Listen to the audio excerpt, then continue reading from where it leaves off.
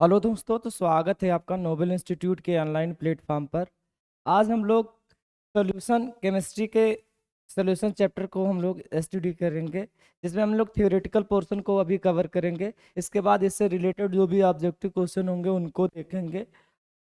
ये जो आप देख रहे हैं कि सॉल्यूशन का ये थ्योरी का डिस्कशन, ये सार्थक बैच के अंतर्गत आप देखेंगे।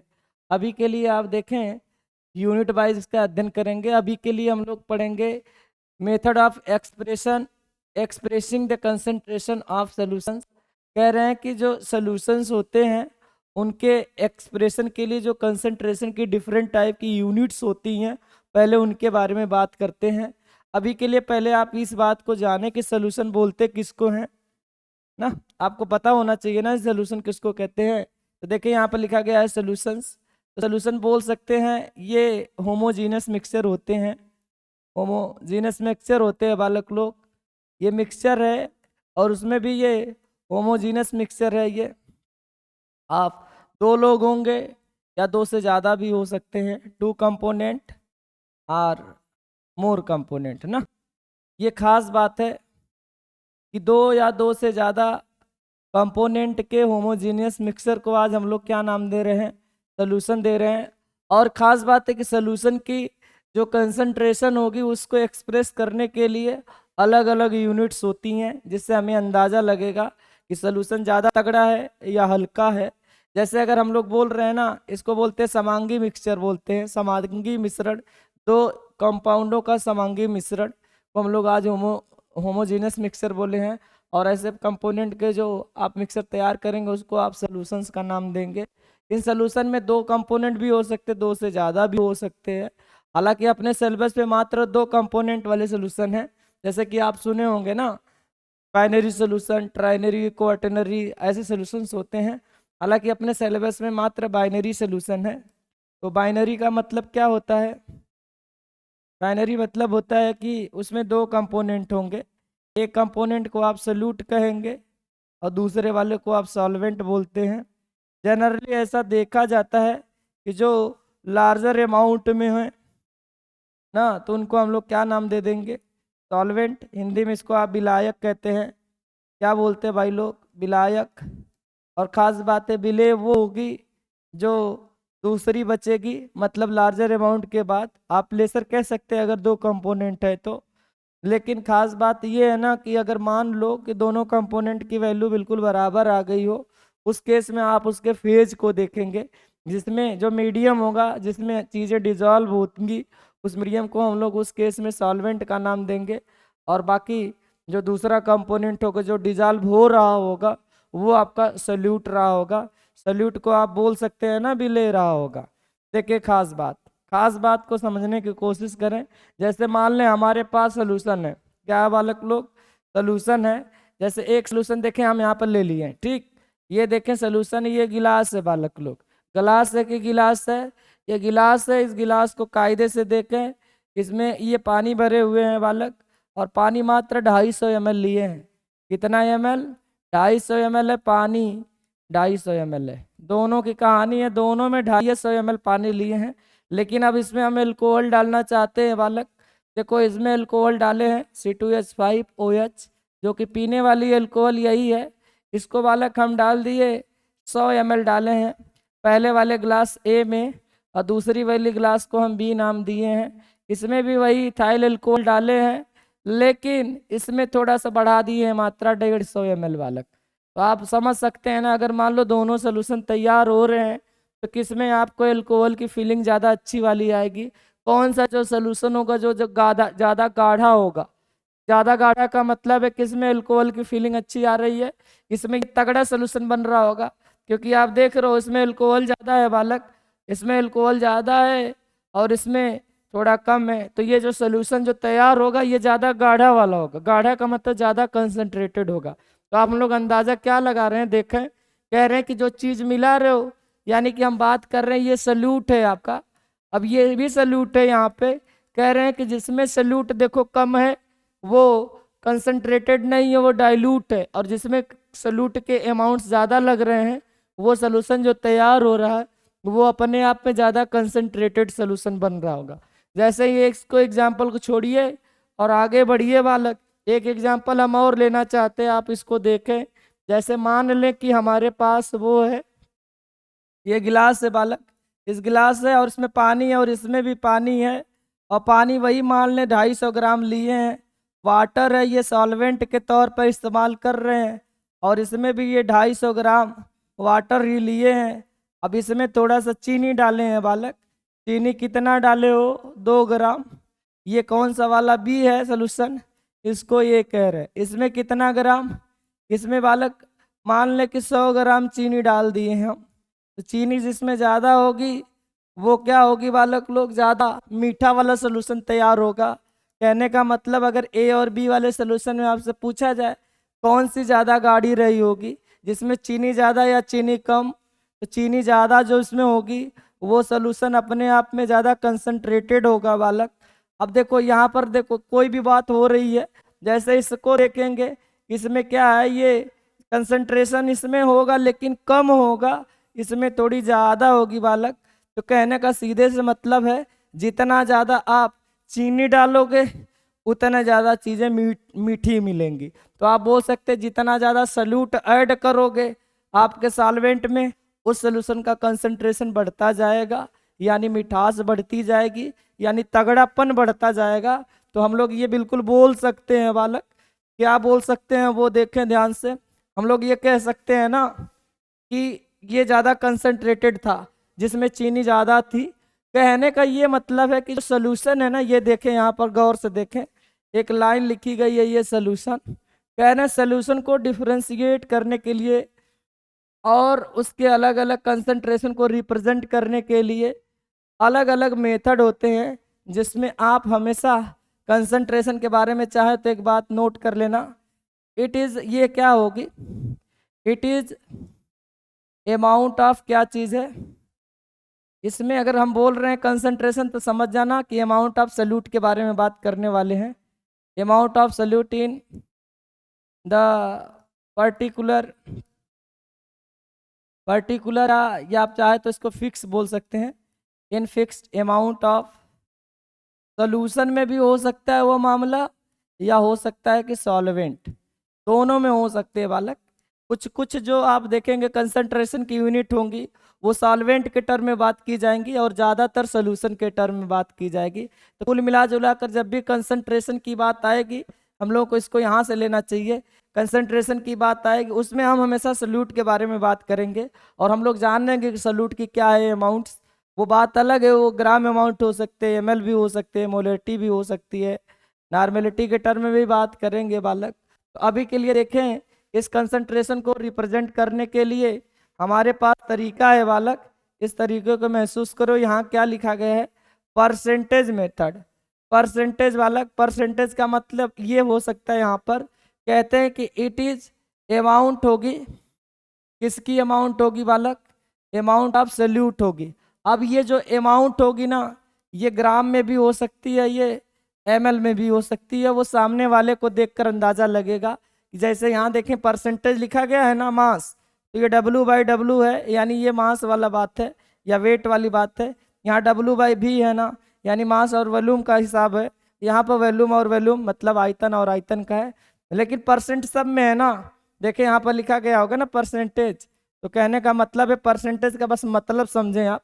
कहते हैं it is the amount of solute in in in अब किस में बालक, इसको गौर से देखें, इन 100%। का मतलब क्या होता है, 100 अमाउंट ऑफ क्या चीज, सॉल्यूशन। कहते हैं 100 अमाउंट सॉल्यूशन में जितना भी पार्ट आपका सॉल्यूट मौजूद होगा वही उसकी परसेंटेज होगी बालक।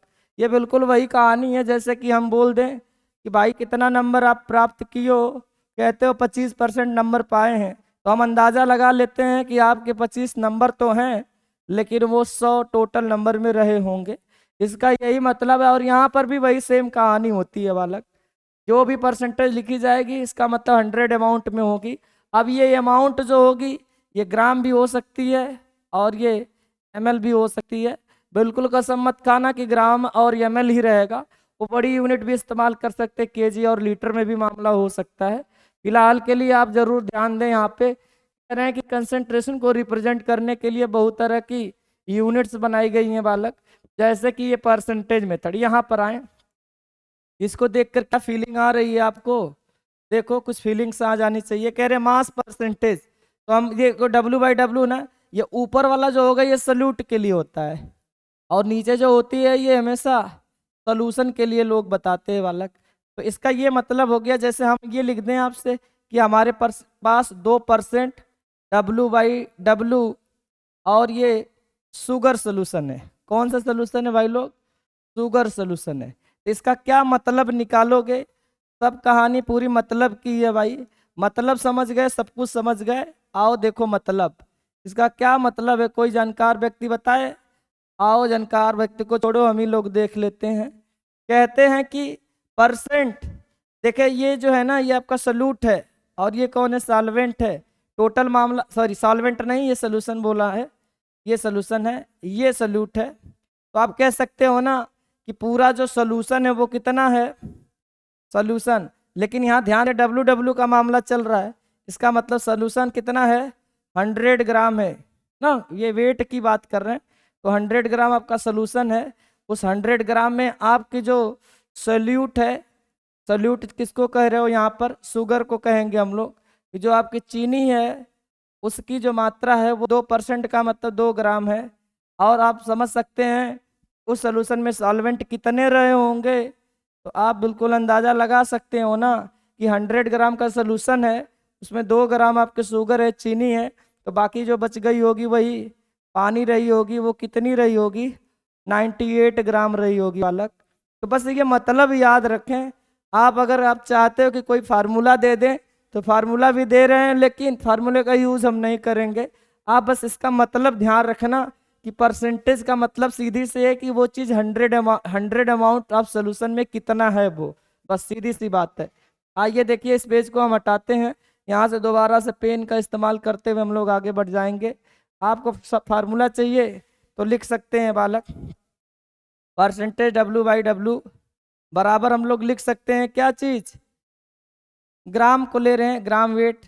आप कौन सी चीज़ बालक? हम लोग सल्यूट के बारे में हमेशा बात करते हैं, तो ये सल्यूट अपान टोटल हो गया। ये मास की बात कर रहे हो, ये W ग्राम में लिया जाएगा, ध्यान रखना। आप सल्यूशन, पूरे सल्यूशन का वजन, आप ये ऊपर है आपका सल्यूट का वजन इंटू क्या चीज़? 100 कर देने वाला कि ये फार्मूला तैयार हुआ है। और इस फार्मूले को लेकर घूमो, चाहे पूरी बात को समझ लेना कि 100 अमाउंट में वही है।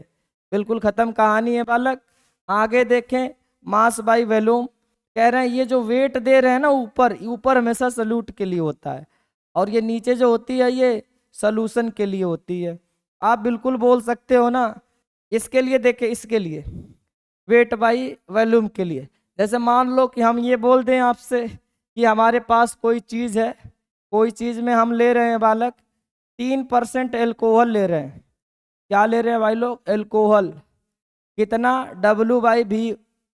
W/V में है ये। तो हम इसका क्या मतलब निकालें? आप बस मतलब निकाल दो, बाकी फार्मूले रटने की कोई ज़रूरत नहीं है। क्वेश्चन एक झटके में होंगे, बस इसका मतलब समझे। मतलब यही है कि आपका सोल्यूशन कितना है? कितना है भाई लोग? सोल्यूशन कितना है? सोल्यूशन, सोल्यूशन परसेंट का क्या मतलब? 100 है। इधर ध्यान दें, जो नीचे वाली चीज़ होती है सोल्यूशन के लिए, ऊपर वाली चीज़ वो सल्यूट के लिए होती है। तो आप बोले हो ना कि परसेंट में मामला है, यानी नीचे जो होगा 100 वाली बात है, 100 में वो 3 है, इसका मतलब 100 आप ml मान लेना। 100 ml सोल्यूशन है, उस 100 ml सोल्यूशन में आपका जो सल्यूट है मतलब एल्कोहल है वो कितनी रही होगी? कितनी रही होगी? मात्र 3। अब ये 3 क्या है? यहाँ से देखें, ये W लिखा गया है ना, तो W का मतलब ग्राम। अगर आप ये माने हो 100 ml, तो आपको ये, क्योंकि ml मान रहे हो तो आपको छोटी यूनिट इस्तेमाल करनी होगी ग्राम में। अगर 100 लीटर मान रहे हो तो यहाँ पर 3 kg मानना होगा, ध्यान रखना है। अब हमसे सवाल ये पूछा जाए कि बताओ सॉल्वेंट कितना बचा होगा? अगर मान लो सल्यूट इतना ग्राम रहा होगा तो सॉल्वेंट कितना? सॉल्वेंट जनरली कुछ न दिया जाए तो आप जल को मान सकते हैं बालक। तो ये जल का, सॉल्वेंट का वेट कितना आएगा ये बता सकते हैं क्या? अगर 100 ml में जो सल्यूट मात्र 3 ग्राम है तो आपका सॉल्वेंट कितना ग्राम होना चाहिए? ये अंदाजा लगवा पाओगे बालक? इसका अंदाजा हम लोग अभी बिल्कुल नहीं लगा पाएंगे बालक। क्यों नहीं लगा पाएंगे ये समझें आप। जैसे हम आपसे एक छोटा सा बस सवाल कह दें कि हमारे पास ये कोई चीज़ है, ध्यान से देखना, ये कोई चीज़ है और ये कोई चीज़ की लंबाई 5 सेंटीमीटर है। कितना सेंटीमीटर भाई लोग? 5 सेंटीमीटर है। इस 5 सेंटीमीटर जो लंबाई है, इसमें से 2 ग्राम हम खींच कर बाहर कर लिए हैं। तुम बता सकते हो ये कितने ग्राम बचा होगा? आप अंदाज़ा नहीं लगा पाओगे बालक, क्योंकि हमें अगर ये पूरे 5 सेंटीमीटर जो भी चीज़ है इसका वजन अगर पता लग जाता तो फिर उस वजन में से हम 2 ग्राम को निकाल कर बाकी को माइनस कर देते। ये सेंटीमीटर में मामला है ना, सेंटीमीटर में से ग्राम कैसे घटा लोगे? तो कहने का मतलब ये है सीधी सीधी कि अगर दो चीज़ों को आप ऐड करना चाहते हो, जोड़ना चाहते हो या उनको माइनस करना चाहते हो, उस केस में दोनों की यूनिट क्या होनी चाहिए? सेम होनी चाहिए, तभी बात बन पाएगी, अन्यथा बात नहीं बन पाएगी बालक। यहाँ पर तो ये परसेंटेज जो ये सिस्टम दिया गया है ना, यहाँ W/V, यहाँ से हमें अंदाजा लग रहा है कि 100 ml है सोल्यूशन और उसमें 3 ग्राम है, ये सोल्यूट है। लेकिन ये सॉल्वेंट हम अंदाजा नहीं लगा पाएंगे वो कितना ग्राम है। ये अगर आप अंदाजा लगाना चाहते हो तो ये जो सोल्यूशन है इसका ml दिया गया 100 ml, इसको हमें ग्राम में चेंज करना होगा बालक। अब ये ग्राम में तब चेंज हो पाएगा अगर इस सोल्यूशन की हमें डेंसिटी पता चल जाए। क्या पता चल जाए भाई लोग? डेंसिटी। और डेंसिटी क्या होती है? ग्राम पर ml भी हो सकती है और अलग अलग यूनिट में देंगे, उस हिसाब से बात कर लेंगे। हालांकि आपको जानकारी होगी डेंसिटी बराबर मास अपन वॉल्यूम। तो अगर ये डेंसिटी मिल जाए हमें, मान लो मिल गई है, वो बता देंगे, तो आपको ये भी पता चल रही होगी ना। देखो ध्यान से, ये वॉल्यूम तो पता ही है कि 100 ml है यहाँ पर, तो भी पता चल गई होगी, डेंसिटी दिए ही होंगे। तो आप यहाँ से 3-5 करके m पता लगा लोगे, यानी मास पता लगा लोगे। जब मास पता लगा लोगे तो वो ग्राम में आ जाएगी। अब जैसे ही ग्राम में आएगी उतने में से इतना खींच लेना, 3 ग्राम, बाकी जो बची होगी वही सॉल्वेंट रही होगी। तो कहने का मतलब है इस केस में आप ध्यान रखना, ऐसे भी क्वेश्चन पूछे जाएंगे। हम लोग ये 3-5 कर ये टोटल चीजें पता करेंगे। अब यहाँ पे ध्यान दो बालक, ये ध्यान रखना मास बाई वॉल्यूम और मास बाई मास हो चुका है, समझ पा रहे हैं ना? अभी बस इसको फोकस करते रहना, अभी क्वेश्चन किया जाएगा बालक लोग, तो आपके दिमाग पूरी तरह से खुल जाएगा। अभी के लिए हम लोग यहाँ पर आए, देखें कहाँ पर आ रहे हैं। कह रहे हैं कि अब देखा जाए थोड़ा इसको, किसको देखेंगे भाइयों? इसको देखना होगा आपको, चलें देख लें। कह रहे हैं वॉल्यूम परसेंटेज, यानी वॉल्यूम बाई वॉल्यूम, समझ पा रहे हो? नीचे वाली सोल्यूशन होती है और ऊपर वाली सॉल्वेंट होती है या सल्यूट होती है? बिल्कुल सल्यूट होती है बालक, छोटी वाली होती है। ये पूरा सोल्यूशन का माहौल चलता है। अगर हम यहाँ पे बस केवल एक एग्जाम्पल लिख रहे हैं, आप उसका मतलब समझाएं। 10 ग्राम लिख, सॉरी 10 ग्राम नहीं, हमें ग्राम को नहीं लेना है बालक। किसको लोगे? देखिए ध्यान से, एक एग्जाम्पल ले रहे हैं। ये किसके लिए था? सोल्यूशन के लिए, और ये आपके किसके लिए? सल्यूट के लिए। अब एग्जाम्पल एक तो पकड़ो और आराम से देखो बालक। कह रहे हमारे पास वही एल्कोहल है, चिल्ड एल्कोहल है, वो 25% है, V/V है, और ये कह रहे एल्कोहल सोल्यूशन है।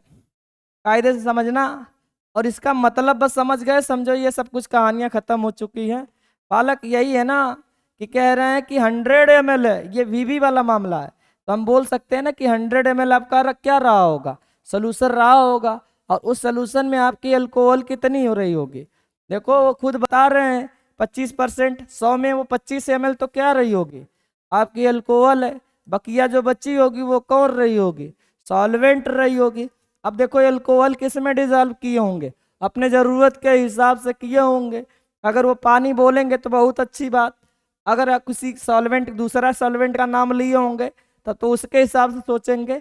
हाँ हो सकता है कभी कभार किसी का नाम नहीं लेते हैं, तो हम मान कर चलते अल्कोहल कहाँ डाली गई होगी? बिल्कुल सही, वाटर में ही डाली गई होगी। तो यहाँ पर हम वाटर को मान सकते हैं बालक। अब यहाँ की बात करें, देखो ये 100 ml सोल्यूशन में ये 25 ml है, तो ये बता सकते हो कितना ml बची होगी? 75 ml बची होगी। तो 75 ml ही आज आपकी सॉल्वेंट के ये वॉल्यूम होंगे। तो ये मतलब को आप ध्यान रखना, आपको फार्मूले की बिल्कुल ज़रूरत नहीं होगी भाइयों। इसके जस्ट बाद हम आगे बढ़ते हैं। आगे वाले कंसंट्रेशन की यूनिट को आप ध्यान से देखें, बड़ी खूबसूरत ये यूनिट है बालक, स्ट्रेंथ ऑफ सॉल्यूशन। इसको देखें क्या बात चल रही है। कहते हैं कि स्ट्रेंथ ऑफ सोल्यूशन क्या होगी। इसमें हम लोग इसकी डेफिनेशन चाहे तो लिख सकते हैं, इट इज ग्राम अमाउंट। कौन से अमाउंट बालक? ग्राम। ग्राम अमाउंट्स ऑफ सल्यूट इन पर लीटर सोल्यूशन। देखिए बड़ी खूबसूरत सी लाइन आई है, पर लीटर, और ये सोल्यूशन भी है आगे। कह रहे हैं कि ग्राम अमाउंट्स ऑफ सल्यूट इन पर लीटर, मतलब कह रहे हैं कि ये हमारे पास सोल्यूशन है बालक। इसको गौर से देखो, ये 1 लीटर का सोल्यूशन तैयार किए हैं। इसमें जो भी हम चीनी की बात कर रहे हैं, अभी सल्यूट बोले हैं ना, हम चीनी ले लिए हैं। चीनी 10 ग्राम डाले हैं। कितना ग्राम? 10 ग्राम चीनी डाले और सोल्यूशन 1 लीटर तैयार हुआ है। तो हम इसकी स्ट्रेंथ बोल सकते हैं कि 10 रही होगी। अब यूनिट उसके जरूरत के हिसाब से 10 ग्राम पर लीटर आ जाएगी। समझ पा रहे हैं ना? सोल्यूशन जो भी तैयार करें, अगर वो 1 लीटर में जितना भी ग्राम आपका सल्यूट मौजूद होगा, वही उसकी स्ट्रेंथ कहलाएगी बालक। आइए इसको फार्मूले के फॉर्म में थोड़ा सा रिप्रेजेंट करने की कोशिश किया जाए। तो बालक लोग आप पढ़े होंगे ग्राम इक्विवेलेंट W/E बराबर N इंटू V भी पढ़े होंगे। ये V को आप लीटर में लेना, लेकिन अगर आपका मन कर दिया गलती से कि नहीं हमारे पास वो लीटर में नहीं है, ml में है, तब भी देखिए बात बनेगी। देखें ये ग्राम पर लीटर नहीं है भाई साहब, यहाँ से हम पैदा करेंगे अभी थोड़ी देर बाद। देख ध्यान से देखते रहना, ये भी अपने आप में ग्राम इक्विवेलेंट बोली जाती है W/E, यानी वेट अपान ये इक्विवेलेंट मास लिखा गया है उस सल्यूट का। ये NB का मतलब सोल्यूशन की ये नॉर्मेलिटी इंटू उसका वॉल्यूम जितना भी तैयार हुई होगी। यहाँ से हम W/ क्या बोलते, देखो यहाँ पर क्या बोला गया, ग्राम।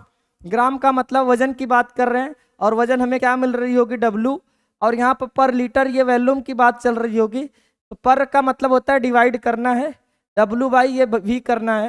तो W/V का मतलब W को यहीं रहने दो, इस V को खींच के इधर लेकर आ जाओ, बराबर N इंटू E हो गई होगी बालक।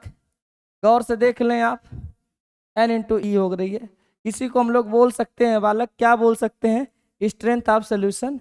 यही है, NE को बोल सकते हैं। ठीक है, तो ध्यान वन रखना, इसकी ज़रूरत पड़ेगी बालक।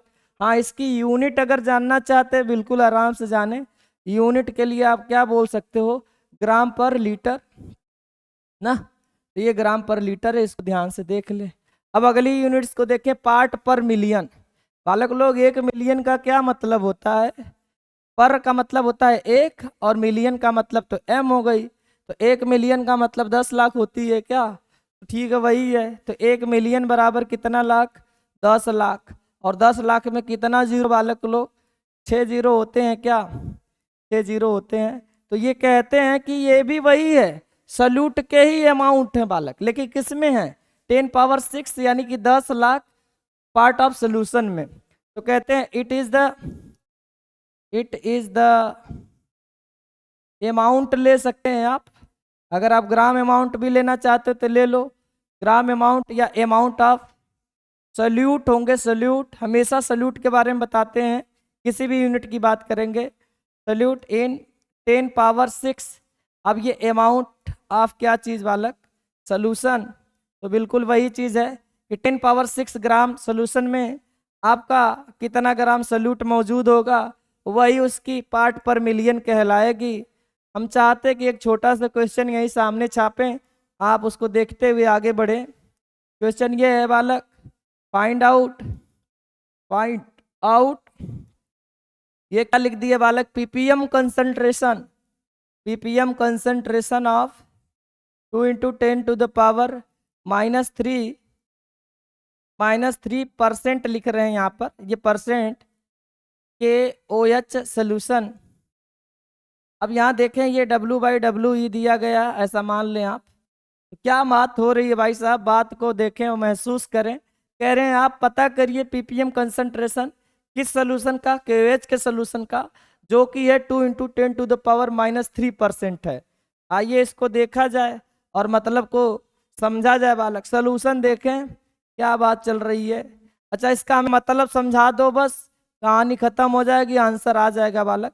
ये मतलब है, कह रहे हैं कि परसेंट का क्या मतलब है बालक? 100 होता है ना। अब ये WW वाला सिस्टम है, तो W मतलब इतना ग्राम, 100 ग्राम। सोल्यूशन में आपका क्या है बालक?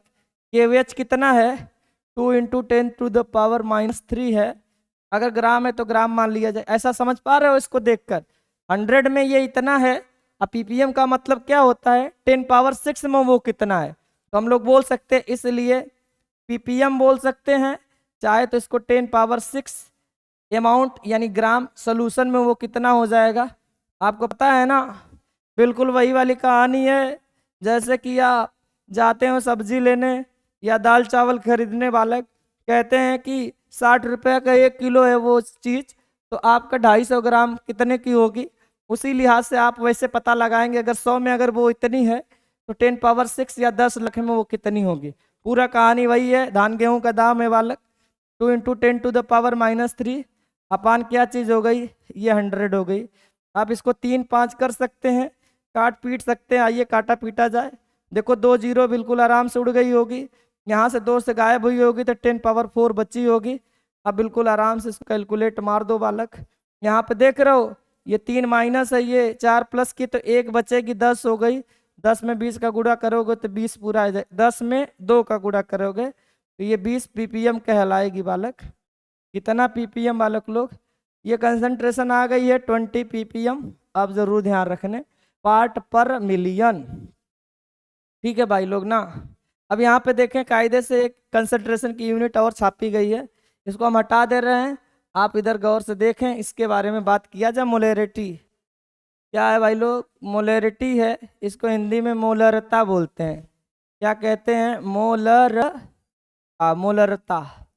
मोलरता को देखें, ये बिल्कुल बढ़िया सी चीज होती है बालक। नाम में लग रहा है कि मोल, इसमें मोलों के नंबर्स होंगे बालक। तो बोल सकते हैं नंबर ऑफ क्या चीज, इट इज का मतलब ये है, क्या है, नंबर ऑफ मोल्स हैं। किसके मोल्स हैं, सल्यूट के हैं। याद रखना, जितनी भी यूनिट्स की बात करेंगे उसमें हमेशा सल्यूट की चर्चा चलेगी। कहते हैं कि number of moles of solute इन कितने पर लीटर भी बोल सकते हैं। अगर आपको लीटर बोलने में अच्छा नहीं लग रहा है तो आप ml भी बोल सकते हैं। 1000 ml यानी 1000 ml सॉल्यूशन बालक। कहते हैं कि एक जो विलेयन तैयार हो रहा है वो कितना तैयार कर रहे हैं, 1 लीटर विलेयन बनाए हैं। याद रखना, विलायक की बात नहीं कर रहे हैं, विलेयन की बात करें जिसमें सल्यूट और सॉल्वेंट दोनों लोग मौजूद हैं। उसके 1 लीटर में जितना भी मोल्स आपके सल्यूट के मौजूद होंगे वही उसकी मोलरिटी कहलाएगी। मोलरिटी, इसको कायदे से ध्यान दें, ये रता है लरता, मोलरता। ठीक है, मोलरिटी अलग होती है और मोलरिटी अलग होती है। तो कहने का मतलब ये बड़ी बहन चल रही है अभी, अभी थोड़ी देर बाद छोटी भी आएगी, देखना। इसको तो लैंग्वेज में बात हो गई ना। अगर हम इसको इशारों में बात करना चाहें तो कैसे करेंगे वो देखें। इसको फार्मूले के फॉर्म में लिख सकते हैं। कैपिटल एम बराबर क्या चीज़ भाई लोग, नंबर ऑफ मोल्स लिखे हो ना यहाँ पर, मोल्स को हम छोटे एन से रिप्रेजेंट कर दें क्या, ये मोल्स हो गई, किसके हो गई, सल्यूट के। अच्छा किस में है, देखो यहाँ लीटर है, लीटर किसकी यूनिट होती है, वॉल्यूम की होती है ना, तो ये वॉल्यूम की यूनिट हो गई बालक। ये मोल पर लीटर हो गई है। इसमें आप इसको कह सकते हैं ना कि ये जो एन है ये मोलों के नंबर है बालक, मोल्स ऑफ सल्यूट है। अच्छा एक बात और बता दो हमें जरा, अगर मान लो चीनी दी गई है और चीनी के मोल्स नहीं दे रहे हैं वो लोग, तो उसके चीनी के वेट दी गई है और वेट को मोल में बदलना होगा। क्या आपको आइडिया है ना, वही चीज़ है, वेट अपान उसके मोलर मास से डिवाइड कर देना। ये मोलर मास है जिसका आप निकालना चाहते हो मोल्स, उसके वेट अपान उसके मोलर मास। मोलर मास को हिंदी वाले भाई लोग अणु द्रव्यमान सुने होंगे, वही की बात कर रहे हैं अपान ये भी लीटर में। अच्छा ये किसका है, सोल्यूशन का है। ये सब माहौल किसका है, सल्यूट का है। आप चाहे तो इसके एक कदम आगे भी बढ़ सकते हैं, आओ आगे बढ़ाएं। देखो W/m तो चलो ठीक है, यहाँ तक कहानी सही है। ये वैल्यूम वो ml में दे देंगे बालक, तब क्या करेंगे, इस ml को हमें लीटर में बदलना होगा ना। तो लीटर में जब बदलोगे तो ऊपर 1000 से गुणा हो जाएगी। एक झटके में बात समझ में आ गई होगी। अगर आपको नहीं समझ में आ रही कि कहाँ से 1000 आई है, आप ज़रूर याद रखना कि 1 ml में कितना लीटर होती है बालक, 10⁻³ लीटर होती है। देखिए ये m को हटाना है तो 10⁻³ लगाना है। तो यहाँ पर देखो m को हटाओगे यहाँ पर तो 10⁻³ करोगे, -3 ऊपर चली जाएगी, तो बाकी माहौल पूरा लीटर में दिखेगा आपको। तो बात किसकी चल रही है भाइयों, मोलरिटी की चल रही है। याद रखना ये मोलरिटी की बात चल रही है। मोलरिटी के लिए और खास बात क्या लग रही है? अच्छा एक बात बता दो जरा, क्या ये टेम्परेचर पर डिपेंड करेगी? टेम्परेचर पर डिपेंड करेगी या नहीं करेगी? डिपेंड करती है या नहीं? ये क्वेश्चन है, आप ही से है बालक। क्वेश्चन है कि क्या ये डिपेंड करती है या नहीं करती है। तो आप ध्यान रखना, कंसंट्रेशन की वो सारी यूनिट्स जिसमें आपका वॉल्यूम यानी आयतन वाला टर्म होगा, वो पक्का है कि आपकी कंसंट्रेशन पर डिपेंड करेगी। और हमें ऐसा लग रहा है इसमें वॉल्यूम आ गई है बालक, आयतन आएगी दिखेगी, समझ लेना कि वो करेगी टेम्परेचर डिपेंड्स। तो आज इसको डिपेंड करनी चाहिए, नहीं वाली बातें नहीं है, ये बिल्कुल करेगी। अब ये भी ध्यान रखें, सवाल पूछते हैं कि अगर हम टेम्परेचर बढ़ाएंगे तो मोलरिटी या नॉर्मेलिटी या जो कुछ भी है उस पर क्या इफेक्ट पड़ेगा। तो बालक लोग एक बात गौर से सुन लें आप, गैस की इक्वेशन पढ़े हैं, पीवी बराबर एन आर टी, और डाइल्यूट सोल्यूशन के लिए वो वैलिड भी होती है। तो उस लिहाज से अगर आप देखें तो आपको क्या नज़र मिलेगा बालक, यहाँ से देखें वॉल्यूम जो है और टेम्परेचर का कैसा रिलेशन लग रहा होगा, डायरेक्टली लग रहा होगा।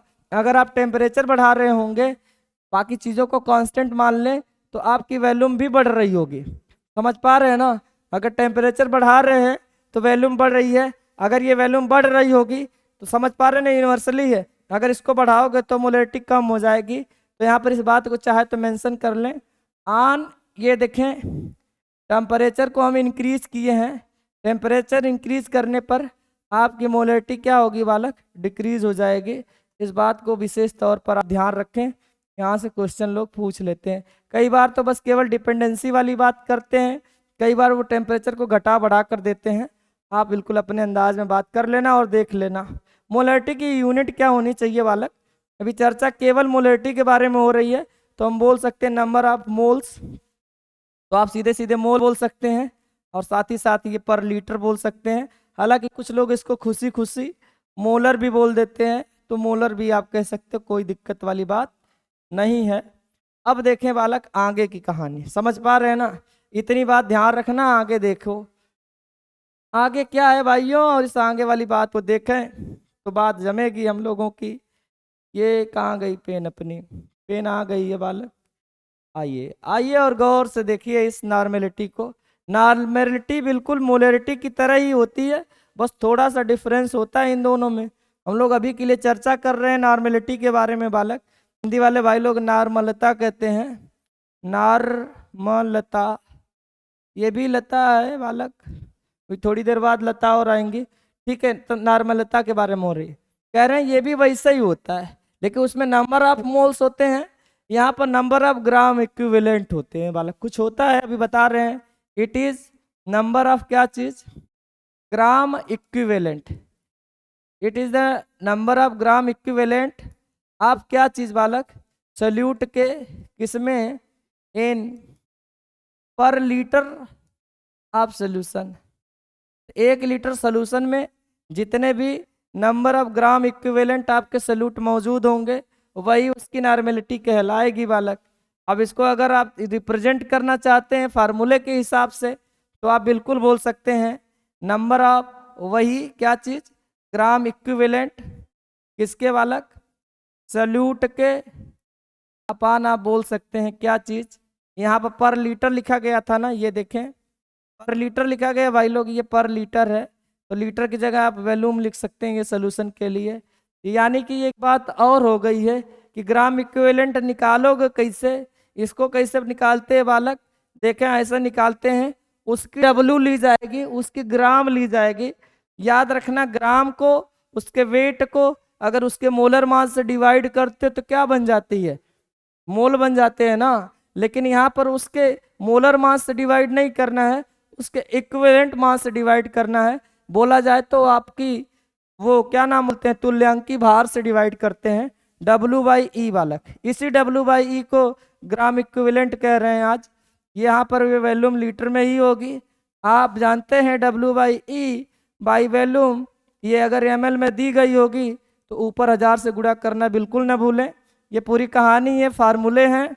हाँ एक बात और यहाँ पर ध्यान दें, कौन सी बात ध्यान देंगे वो देखें आप। बात ध्यान देने वाली ये है कि यहाँ पर ई कैसे पता चलेगी, डब्ल्यू वेट पता लग जाएगी, वॉल्यूम पता लगेगी, ई हम कैसे निकालें। तो यहाँ पर देखें आपको एक आइडिया दिया जा रहा है, इस आइडिया को लेकर आगे बढ़ेंगे।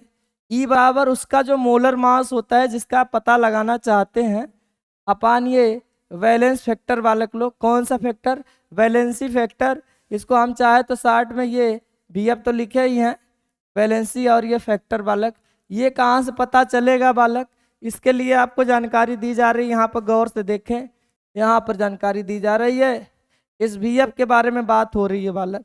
अगर वो एसिड है, सामने वाली चीज उसको देखकर अंदाजा लगाओगे ना एसिड है कि बेस है।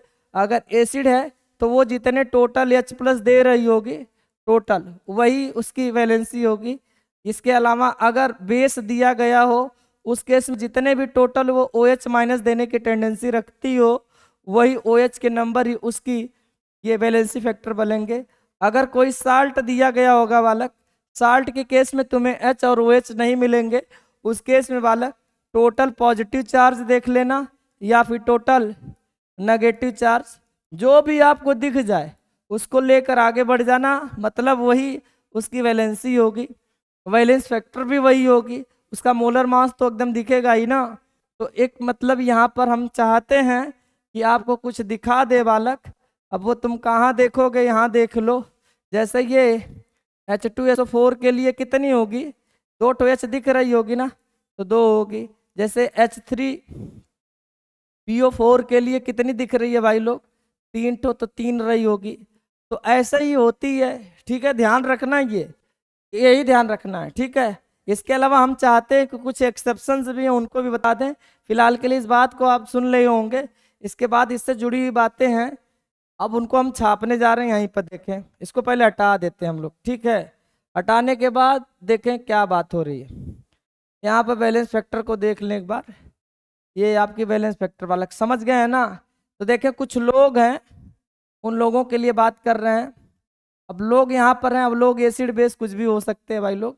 जैसे अगर ये CaOH का होल ट्वाइस है तो आप कितना बोलना चाहोगे? 2 ना, 2 तो OH दिख रही है। जैसे AlOH का होल थराइस कितना दिख रही है बालक? 3 तो दिख रही है, तो 3 बता देंगे। जैसे ये क्या नाम है उसका बालक? HgCl2, इसमें कितने आयंस मिल रहे होंगे बालक? आप तोड़कर अब गौर से देखेंगे तो 2 तो ये Ag+ मिल रही होगी और क्लोराइड नेगेटिव 2 मिल रहे होंगे। तो टोटल पॉजिटिव देखो चाहे टोटल नेगेटिव, तो 2 ही आएगी। इसी अंदाज में आप मैग्नीशियम की सल्फेट को भी देख लें, लेकिन दिक्कत यह है भले तुम्हें मैग्नीशियम 1 दिख रही है, लेकिन आप जानते हैं ना मैग्नीशियम 2 पॉजिटिव चार्ज और sulphate 2 negative, total positive charge जितने भी हों बालक 2 दिख रही है तो 2 ही होगी। अगर आपसे पूछा जाए H2CO3 के लिए आपको 2+ मिल रही है, 2 होगी बालक। कुछ एक्सेप्शन है उसको आप दिमाग में जरूर बैठाएं। देखें, जैसे ही आपको H3PO3 मिल रही होगी, आपको लग तो रहा होगा 3 होनी चाहिए लेकिन होगी 2। जैसे H3PO2 है, लग तो रहा है कि 3 होनी चाहिए, होगी 1। जैसे कि H3BO3 है, आर्थोबोरिक एसिड, लग रही है 3 होनी चाहिए लेकिन होगी कितनी भाई लोग? मात्र कितनी होगी? 1 होगी, 1। अब इसके अलावा इसी को चाहे तो ऐसे रिप्रेजेंट कर देते हैं BOH का होल थराइस ना। यहाँ OH देखोगे तो लगेगा 3 होनी चाहिए, नहीं भाई साहब 1 होती है। आप समझ पा रहे हो? एसिड के केस में कह रहे हैं जितना वो H+ दे सके, या फिर बोल सकते हैं उसकी बेसिसिटी जितनी होगी उस एसिड के केस में। तो फिलहाल में अभी देखें, ये जो है ना आपकी H3PO3 को देखना है, इसका हम खूबसूरत सा स्ट्रक्चर बना रहे हैं और आप इसको बस निहारेंगे बालक। निहारोगे जैसे ही आपको समझ में आ जाएगा पूरा मामला। देखें और बताएं कि क्या ये स्ट्रक्चर ठीक ठाक लग रहा है। देखें, ये फास्फोरस वही एक ठो है, वही 3 हाइड्रोजन है और 3 ऑक्सीजन, स्ट्रक्चर ठीक ठाक बन गया बालक। अब तुम जाओगे इस आर्थोफास्फोरस एसिड से कहोगे हमें हाइड्रोजन दे दो जो कि एसिडिक हो, तो ये बिल्कुल आराम से कहेगा कि ले लो भैया, ये H+ ले लो, ये वाले ले लो H+, ये दोनों H+ आपको मिल जाएगा। आप चुपचाप वहां से निकल ले बालक। आप गलती से अगर मुंह देखेंगे कि एक हाइड्रोजन और दिख रहा है वो भी लेकर चलें, वो फास्फोरस आपको झापड़ मार देगा बालक। इस वजह से आप चुपचाप वहां से निकल लेना 2 हाइड्रोजन लेकर। अब तुम सोच रहे होगे बालक कि कहाँ झापड़ मारेगा वो, क्योंकि ध्यान रखना कि अगर सामने वाले अगर आपको H+ या कुछ भी दे रहे हैं ले रहे हैं, तो लेने देने के बाद उनकी स्टेबिलिटी अगर अच्छी होगी, ठीक ठाक रही होगी, तभी वो तुम्हें दे सकते हैं, या देने के बाद उनकी स्टेबिलिटी स्टेबल अपने को थोड़ा बहुत फील करेंगे तब तो ठीक है, लगेगा वो देने के बाद अगर अनस्टेबल हो जाएंगे तो आपको झापड़ मार के भगा देंगे बालक। तो उस केस में आप देखें जैसे H+ निकला होगा तो क्या यहाँ नेगेटिव आया होगा या नहीं। देखो ये नेगेटिव चार्ज हमेशा सेहत के लिए हानिकारक ही होते हैं, चाहे पॉजिटिव या नेगेटिव।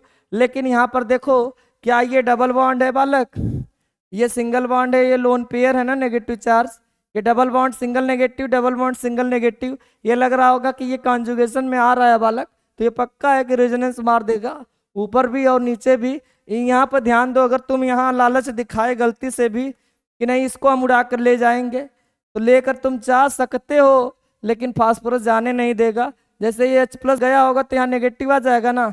अब ये इस फास्फोरस पर जहाँ ये डबल बॉन्डेड कार्बन है, ये क्या नाम है, डबल बॉन्डेड या ऑक्सीजन जुड़ी हुई है, अब उसी फास्फोरस के ऊपर नेगेटिव आ रहा है जो कि डबल बॉन्ड जुड़ रहा है। इस ऑक्सीजन को गौर से देखो बालक, ये पाई बॉन्ड है ना, और यहाँ पर ये क्या कॉन्जुगेशन आएगा उसी के ऊपर है, तो नहीं ना, अल्टरनेट आना चाहिए, तो ये कॉन्जुगेशन बनेगा नहीं, ये अपने आप को स्टेबल नहीं फील कर पाएगा बालक। इसका ये मतलब है कि तुम्हें 2 हाइड्रोजन से संतोष करना होगा। इस केस में 2 ही होगा इसी वजह से, और बाकी के लिए भी इसी कुछ अंदाज में आप एक्सप्लेन कर सकते हैं। लेकिन ये जो ये ना एक्सेप्शन है बालक, हम तो यही कहेंगे बालक इतना दिमाग लगाने से बेहतर है कि आप चुपचाप इसको ध्यान रखें। H3PO3 के लिए 2 होगी, H3PO2 के लिए 1 होगी, और H3BO3 के लिए भी 1 ही होगी, और बाकी एसिड के लिए जितना उसमें H+ दिखे वही है। समझ पा रहे हो ना, भी एसिड की बात चल रही है। बेस में तो OH साफ साफ जो दिखेगी वही होगी, और साल्ट के केस में वही होगी जो आपको टोटल पॉजिटिव या टोटल नेगेटिव चार्ज मिलेंगे। अब यहाँ ध्यान से देखना एक ठो और बात, देखें बालक, यहाँ पर आ जाएं आप, इस एसिड को कभी देखे हैं क्या, H2C2O4.2H2O। बालक इसको गौर से देखें, ये कौन सी एसिड लग रही है आपको, ये लग रही होगी आपको कौन सी एसिड है बालक, ऑक्जेलिक है का, यह ऑक्जेलिक एसिड ही है। ऑक्जेलिक एसिड बालक जब आप स्ट्रक्चर बनाते होंगे तो आप बिल्कुल कायदे से देखते होंगे बालक, ये रही आपकी ऑक्जेलिक एसिड। इससे मांगोगे कहोगे कि हमें हाइड्रोजन दे दो, तो ये आपको बालक 2 हाइड्रोजन देने के लिए बिल्कुल तैयार हो सकती है। ये एक देखो यहाँ से दे देती है, ये एक यहाँ से वाली हाइड्रोजन, ये पॉजिटिव नेगेटिव, ये आपकी पॉजिटिव ये नेगेटिव। बालक गौर से देखें, इनको रेजोनेंस करने का मौका मिलेगा, उनको ज़्यादा तकलीफ भी नहीं होगी हाइड्रोजन के चले जाने के बाद। इसका ये मतलब हुआ कि ये आपको 2 दे सकती है। तो इस ऑक्जेलिक एसिड की केस में आज अगर आपसे वैलेंसी फैक्टर पूछा जाए तो आप बिल्कुल 2 कह देना बालक, बिना शर्माए हुए। और हाँ, इसकी अगर इक्विवेलेंट वेट पूछा जाए तो आप कह सकते हो ना, E बराबर उसका मोलर मास अपान वैलेंस फैक्टर मतलब 2। अब जब इसका मोलर मास निकालोगे H2C2O4 2H2O बालक, टोटल काउंट मारोगे आपको मिलेगी 126, और 126 में कितने से डिवाइड करोगे 2 से, तो आपको मिल गई होगी 63। इसको दिमाग में बैठा कर रखना बालक, ये बहुत फेमस है और इस पर सीधे सीधे क्वेश्चन पूछते हैं। तो आपका इसका इक्विवेलेंट वेट आपके दिमाग में होना चाहिए, ये कितनी है आज 63 है बालक, इसको दिमाग में बैठा लेना, ठीक है ना। बस आगे की कोई कहानी नहीं है। मोलरिटी ये खत्म हो गई बालक, मोलरिटी भी टेम्परेचर पर डिपेंड करती है और नॉर्मेलिटी भी करती है, क्योंकि फार्मूला पढ़े थे ना, W/E अपान VmL इंटू ये 1000, यही तो आया था ना, यही था। देखो E निकाल लेंगे, E निकालने के लिए उसका मोलर मास अपन वैलेंस फैक्टर, तो E तो आ ही जाएगी, W दिया ही होगा, ml तो साफ साफ आंखों में दिखेगा, और ये ml लेकर कैलकुलेट कर लेना। हाँ, इसकी बात करें तो इसकी यूनिट क्या होनी चाहिए, यूनिट के लिए हम लोग बोल सकते हैं ना बालक, ग्राम इक्विवेलेंट बोले थे, तो ग्राम इक्विवेलेंट और ये पर लीटर। हालांकि कुछ लोग इसको बड़े प्यार से बालक नॉर्मल बोलते हैं, क्या बोलते हैं, नॉर्मल, और रिप्रेजेंट करते हैं इसको कैपिटल एन से। चलो ठीक है, ये हो चुकी है। क्या ये टेम्परेचर पर डिपेंड करेगी, तो हम लोग बिल्कुल चिल्ला कर कह सकते हैं कि हाँ टेम्परेचर डिपेंडेंट है ये, क्योंकि इसमें भी वैल्यूम वाला टर्म है बालक। वैल्यूम मतलब आयतन, आयतन वाला टर्म जिन भी यूनिट में आएगी बालक, आप समझ लेना कि बिल्कुल वो टेम्परेचर पर निर्भर करेगी। हम चाहते हैं कि अगली वाली स्लाइड पे पहुंचे बालक और देखें कि किस चीज की चर्चा हो रही है। यहाँ पर बोला गया है कि रिलेशन बिटवीन मोलरिटी एंड नॉर्मेलिटीज। तो आइए देखा जाए इस बात को कि क्या है ये रिलेशन बालक। कह रहे हैं कि रिलेशन बताइए, आप संबंध बताइए। मोलरिटी मतलब बड़ी वाली एम और नॉर्मेलिटी का मतलब बड़ी वाली एन, इन दोनों में कोई रिलेशन पैदा करनी है। तो देखो आ जाओ कर दिया जाए पैदा बालक। इसका जो रिलेशन है पहले तो आप यहाँ लिख लें। क्या लिखोगे? एन बराबर ये एम इंटू वी एफ का मतलब वैलेंस फैक्टर बालक।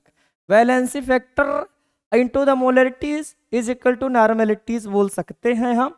अब ये पैदा कहाँ से हुई, आप अगर जानने की इच्छा रख रहे हो तो एक झटके में देख लो, आ जाएगी यही। देखो एन बराबर फार्मूला पढ़े थे ना, डब्ल्यू बाई ई अपान भी, लीटर में ना, ये लीटर में पढ़े थे, ठीक, कोई दिक्कत नहीं है। डब्लू को डब्लू रहने दो। ई को क्या बोले थे? ई को क्या बोले थे बालक?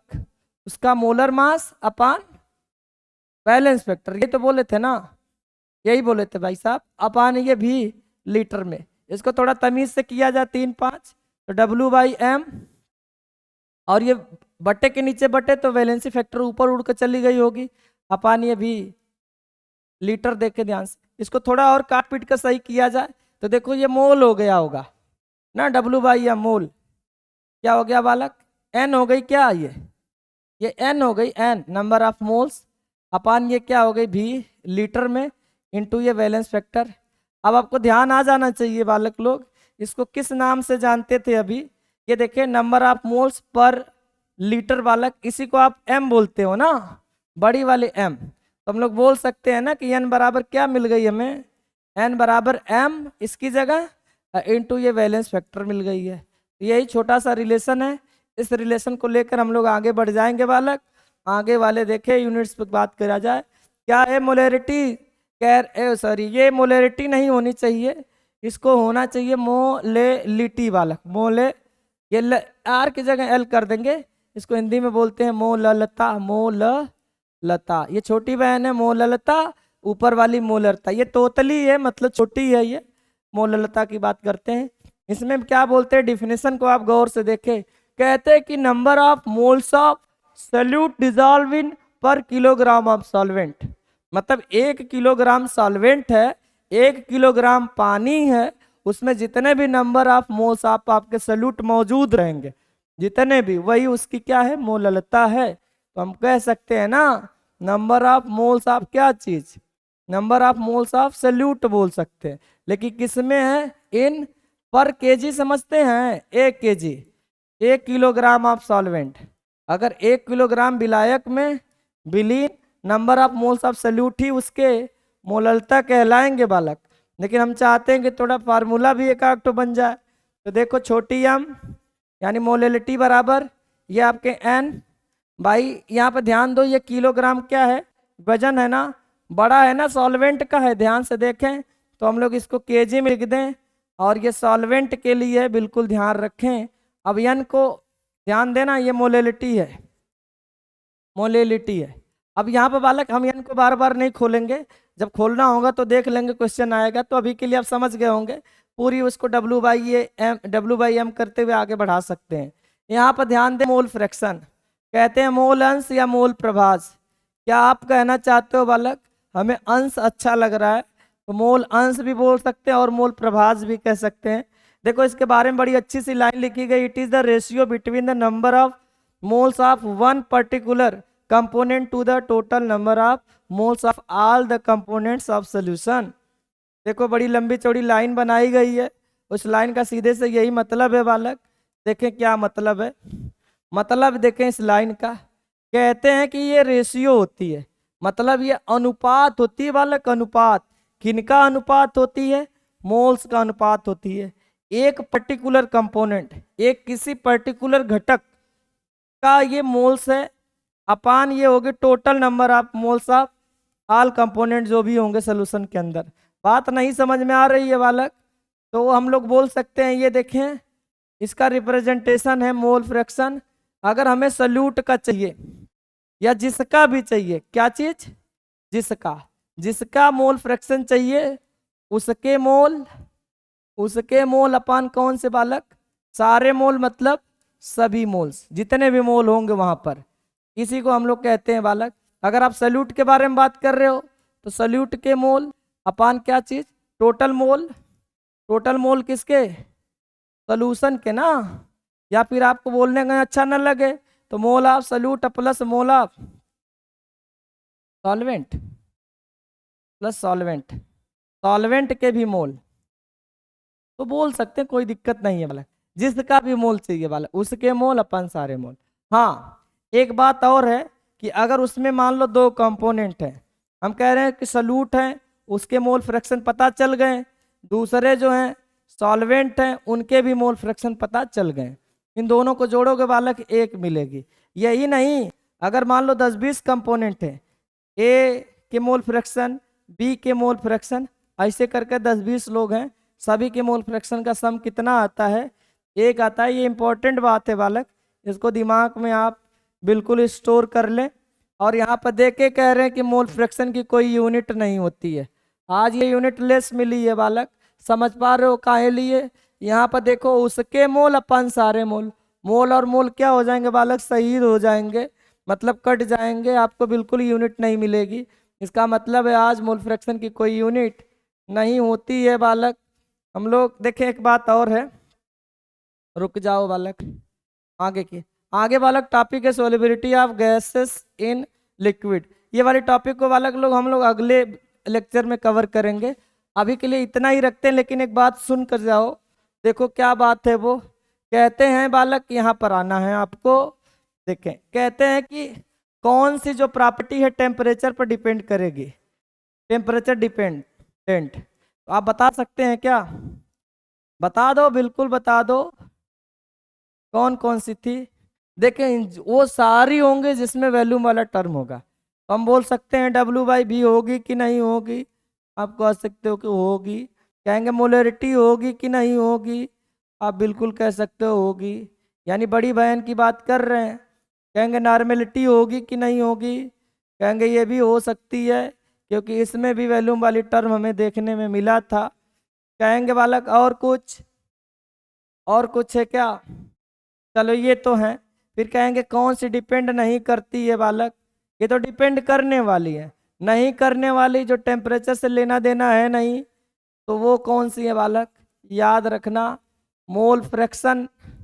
देखो मोल फ्रैक्शन में तो नहीं मिली आपका वैल्यूम वाला टर्म, मोलैलिटी छोटी जो बहन अभी मिली थी, याद करो उसमें कहाँ लीटर फीटर कुछ नहीं था।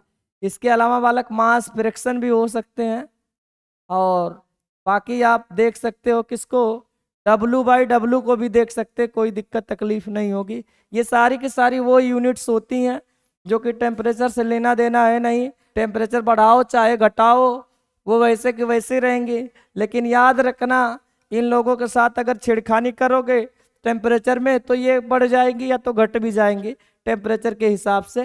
तो अभी के लिए बालक लोग आप इंजॉय करेंगे और सेशन को करते हैं बंद, मिलते हैं अगले वीडियो में बालक। अगले वीडियो में आप देखें क्या पढ़ने वाले हैं वो ध्यान से देख लें। ये लेक्चर होगा बालक किस पर बेस्ड होगा, किस पर होगा भाई लोग, ये देखें कहते हैं कि solubility of gases in liquid. इस चैप्टर इस टॉपिक के अंतर्गत आप देखेंगे हेनरी लॉ के बारे में सुनेंगे बालक। हेनरी लॉ बहुत बेहतरीन लॉ है बालक, और बाकी बहुत कुछ देखने को मिलेगा आपको। आप पेप्सी में कार्बन डाइऑक्साइड जो आपकी कार्बोनेटेड वाटर होते हैं उन सब का एप्लीकेशन भी आप यहीं पर देखेंगे। अभी के लिए आप लोग चले एंजॉय करें और मस्त रहें बालक लोग।